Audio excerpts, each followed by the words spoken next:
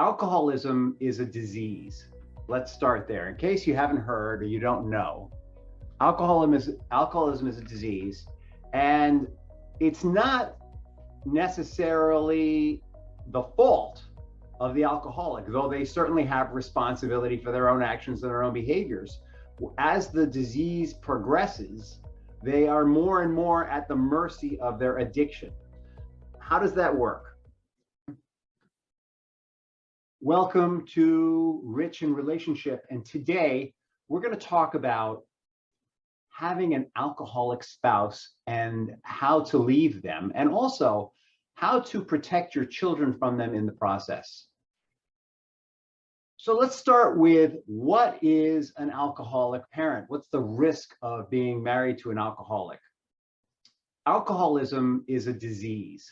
Let's start there. In case you haven't heard or you don't know, alcoholism is a disease, and it's not necessarily the fault of the alcoholic, though they certainly have responsibility for their own actions and their own behaviors. As the disease progresses, they are more and more at the mercy of their addiction. How does that work? It starts out with, well, baseline. All human beings have a certain predisposition towards addiction. It's all over our culture. It's all over our gene pool. It's been going on thousands and thousands of years. So addiction has woven its way, I would say, through the family lines of every family on earth. So why aren't we all drinking and shooting drugs? Well, an awful lot of people are, but why aren't all of us doing that? The reason is that the predilection towards addiction needs to be triggered. Like anything, it needs to be triggered. It can be triggered by cultural influences. It can be triggered by family influences. It can be triggered by stress. It can be triggered by crisis. And usually it's a combination of these things. And it doesn't start out, it's not like all of a sudden, bam, someone starts acting like an alcoholic. Though the experience of many alcoholics that I've worked with is that when they had that first drink, they knew it was magic. It didn't mean that they were drinking all the time right away, though that does happen sometimes. But mostly the stories I've heard working in the field of addiction, which I did for several years, is there was a progression. So it would go like this. At 16, somebody might have a beer with some friends, and that first beer is incredibly exhilarating for them. And suddenly they feel very relaxed. All their life they felt apart from and different, like they didn't belong. They felt inhibited. They felt unto themselves. And when they had that first beer, all of that just went, ah. And so there was a hint that there might be a predisposition to alcoholism in that experience. But they don't go running off, drinking their heads off at age 16. It evolves slowly over time. And as it evolves, they become more and more focused on getting their drink. And as they become more and more focused on getting their drink, people become less and less people and more objects or tools to getting what they want, until they're at a point in their life where maybe they're drinking heavily and the people around them are like, what the heck is going on? Who is this?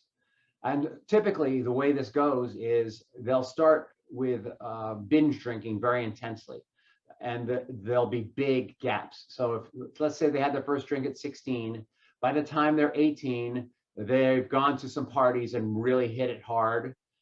By the time they go to college, they have a lot more regularity on hitting it hard. And the gaps between hitting it hard get smaller and smaller. So first drink at 16, next drink might be 16 and a half. A couple of more drinks up to 17, 17 to 18. They look older. Their friends are starting to drink. Maybe over the course of 17 to 18, they get drunk a dozen times or 24 times. By the time they get to college, however, they might be getting drunk every week. but it's not interfering with their functioning necessarily. So they're getting absolutely faced, which is not unusual in college, excuse me. But they're maybe doing it once a week, possibly even twice a week, but they're still functioning. They're still going to classes. They're still getting grades.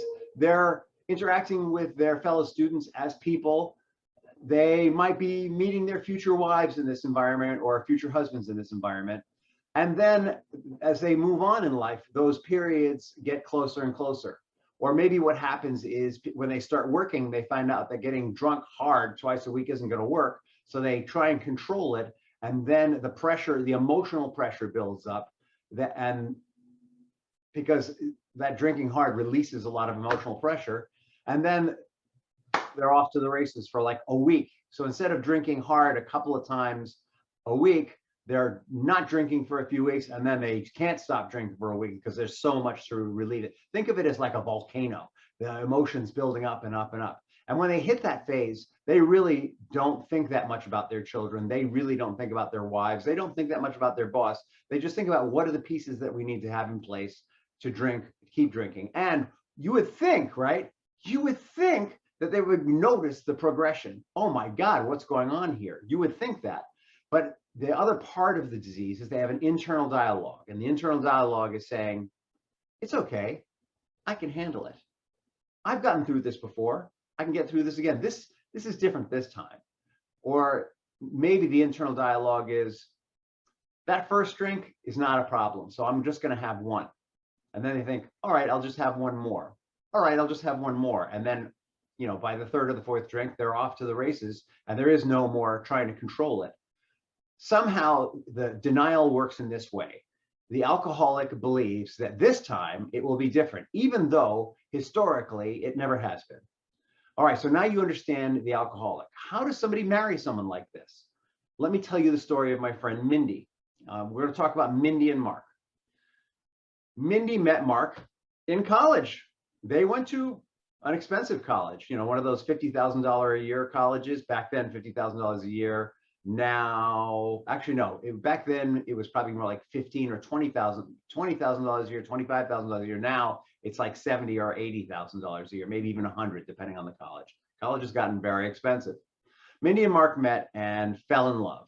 And back then, Mindy drank too, because that's what people did in college. And Mark seemed like he could handle his alcohol because he was functioning well. He was getting decent grades. He had prospects. Mindy and Mark fall in love. They graduate from college and they decide they're going to get married. They get married and they move in together. Mark's drinking pattern changes, but he's still relating to Mindy as someone he loves and someone he cares for. The way Mindy related is they got out of college. Mark was responsible. Mark got a great job. He got a job selling, because selling, very often alcoholics get into sales because selling is something you can do periodically also. And if you take time off from it, you can go back and pick it up again. So alcoholics they chase sales like they chase a drink. That's probably the best way to put it. So Mindy said he was really good at selling. He was in the publishing industry, and he was selling advertising space in magazines, and he was just killing it. So they have a child together, and they love this child. But now his alcohol drink consumption started to change. He started drinking more heavily, and Mindy's a little worried. And he says, no, it's just the stress. It's just the stress. At this point, he's making maybe $250,000 a year in sales. He's doing really well, working really hard. So she figures it's just the stress. And like many people in this position, the relationship wasn't great.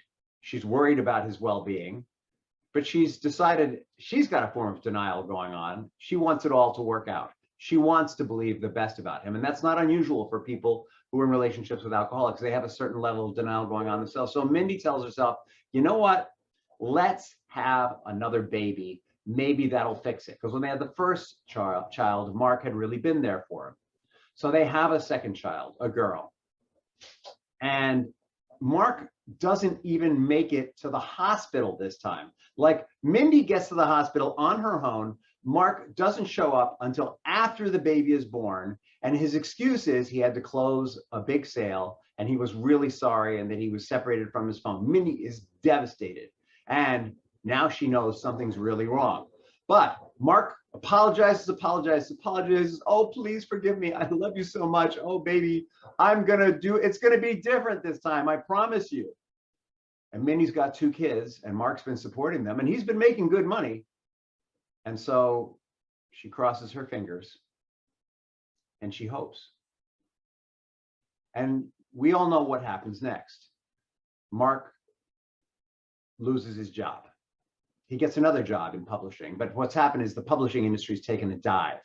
And so now he's having trouble selling advertising. And also his alcoholism is really getting in the way. I mean, nobody wants to work with an alcoholic when their alcoholism is front and center. And he's drinking so much at this point that when he's going to work, he may not be drunk, but he smells like alcohol. There's alcohol coming out of his pores. And Mindy can smell it too. And she's saying, Mark, you've got to do something.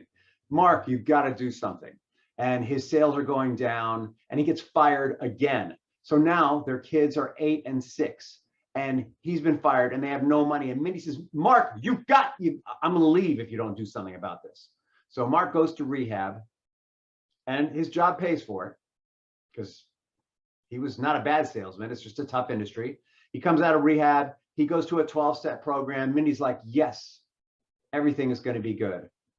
Another year goes by, and Mark starts disappearing again. And she says to him, Mark, are you going to those meetings? Oh, yeah, I'm going to meetings. Everything's good. And he starts showing up less and less. And he said, Mark, why are you not home? What's going on? He says, oh, I'm trying to pick up my sales. One night he comes home at like 2 in the morning. She hears this big noise. She gets up and she goes out. And he's crashed into the side of the garage trying to park the car. And the car is trashed, but it's not trashed from hitting the side of the garage. There's a tear in that side. The whole car is trashed. He had 3 flat tires. So the rims are destroyed. There's dings all over the car. The windshield is trashed. And she says, Mark, what happened? And he's too inebriated to say, like he doesn't even know. Mindy's flabbergasted. She tosses him out of the house the next day, and she files for divorce. I mean, it's pretty tragic, but not unusual. So at this point, the kids have really been damaged by Mark, by his irregularity. When he was drinking, he's behaving badly. There was whole cycles of this. I mean, I'm giving you the curtailed version. And Mindy goes to her divorce lawyer, and her divorce lawyer sends her to Rich and Relationship because Mindy is like very, very, very upset. She's furious. She blames Mark for everything. Mark isn't making enough to pay for the household. Mindy is now been unemployed for about 10 years. I mean, she's been a stay-at-home mom. She goes out and gets a job, and it's not anywhere. She's got like mad degrees, by the way. Mindy's super smart, mad degrees, but she can only get an entry-level job in the industry of her choice. And she's making just enough to pay the bills. Meanwhile, Mark is living in an apartment, and he's like, everything's okay. Don't worry, we're making enough, it's fine. And Mindy comes to me and she's like, oh my God, what am I gonna do? This guy is so awful. My son won't talk to him anymore. My daughter has been in the car with him a couple of times and he's been drunk. I'm afraid to have them go over. I don't know what to do. And my lawyer says I have to allow them to have a relationship with him, but I think he's dangerous. And she was feeling like a total and complete victim. And she was also really angry. She's mad at him because he can't fill out the financials for the attorney. She's mad at him because he's not, they had a hospitalization. He's not collecting, he's not going to the insurance company to get the money back from the insurance company. And no matter what she does, she can't make him do it. And she doesn't want to do it because she doesn't want to enable him anymore. She's just heartbroken and pissed, really pissed, and rightfully pissed. I mean, who wouldn't be angry? And so she got into our program, and the first part of our program is to allow her to have that victim experience, allow her to mourn the loss of the marriage. And so she went through the process of writing out all the good things and all the bad things. And we have a ritual for her where she released the marriage. And then she took her anger and started putting it into action. And so she realized he was never going to file for that medical insurance reimbursement, but she needed the money. So she filed with his insurance company for the medical reimbursement so she could get the money. And even though it was doing it for him, she realized she needed to do that for herself. And then the next step was for her to forgive herself for marrying this guy and him. And what she realized is he wasn't doing this because he wanted to get her. He wasn't doing this to punish her, though it felt very punishing. And she realized that when she married him, there was no predicting that he was going to become an alcoholic unless she had been a professional, which she wasn't. She was just a young lady who was in love. And so she forgave herself, and she realized that forgiving him didn't make him right, and it didn't make what he did good, and it didn't justify all the pain that he had caused her children. It just meant that she wouldn't have to carry that resentment anymore, and that she could take that energy and focus on her future. And as she did that, she got back in touch with her own values, because part of what had been going on there is, in order to protect the children, she had been twisting herself up like a pretzel, trying to do everything she could so that they wouldn't be hurt by this guy, making up stories, like lying, doing things that were just abhorrent to her. And so part of the forgiveness process was forgiving herself for telling stories to her children and allowing this to go on. Part of her forgiveness was realigning her sense of integrity and making it right with her kids and making it right with her family. She borrowed money from her family and she told them what was going on. And guess what? They were mad at first, but then they forgave her. As she forgave herself, they forgave her.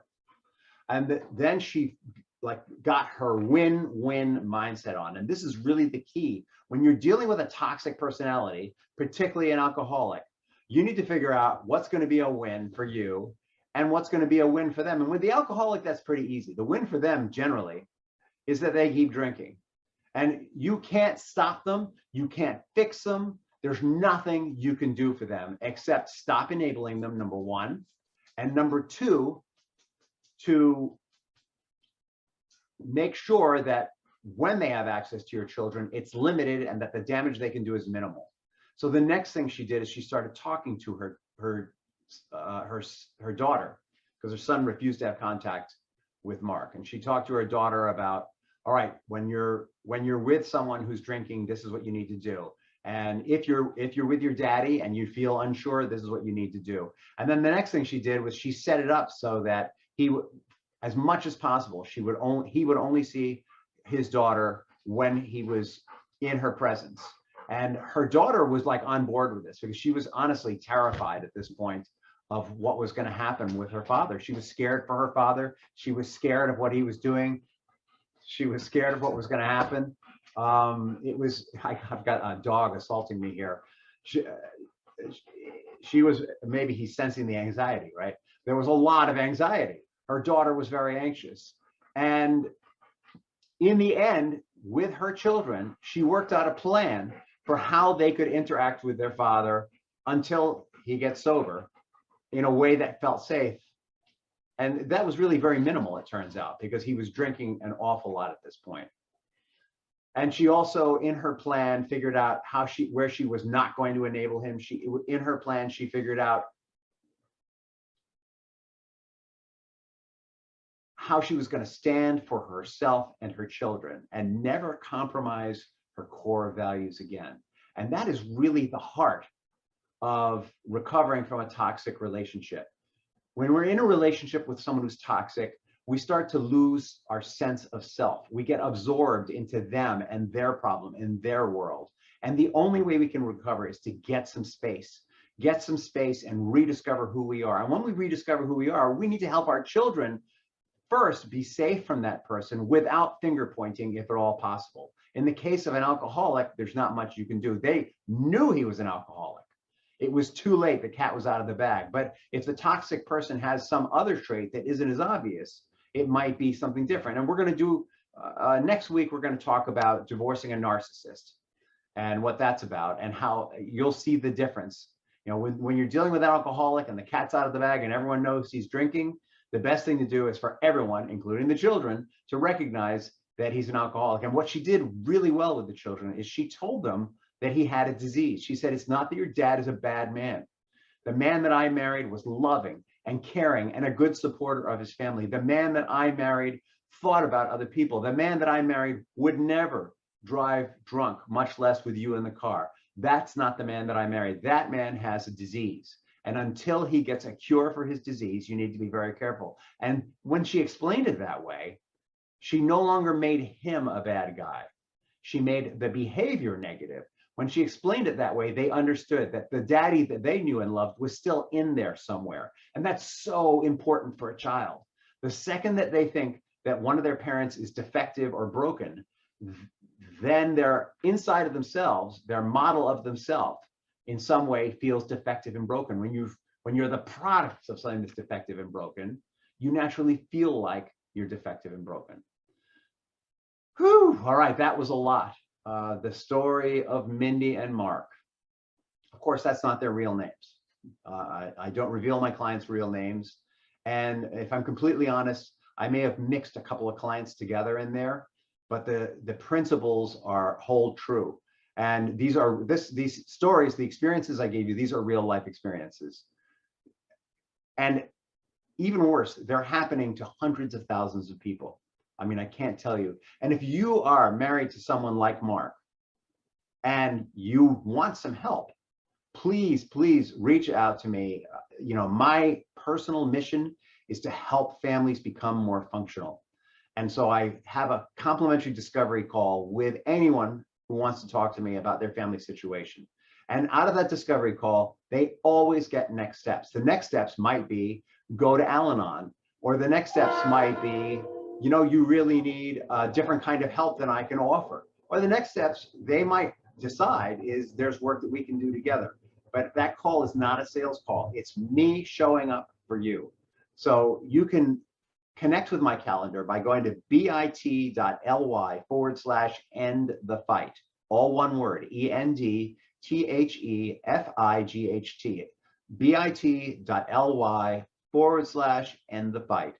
Or please feel free to direct message me or email me at Rich, my first name, Rich at Rich in Relationship, the name of this podcast, RICHINRELATIONSHIP, richinrelationship.com. Thank you so much. I hope this has been helpful. And stay tuned next week when we talk about divorcing a narcissist.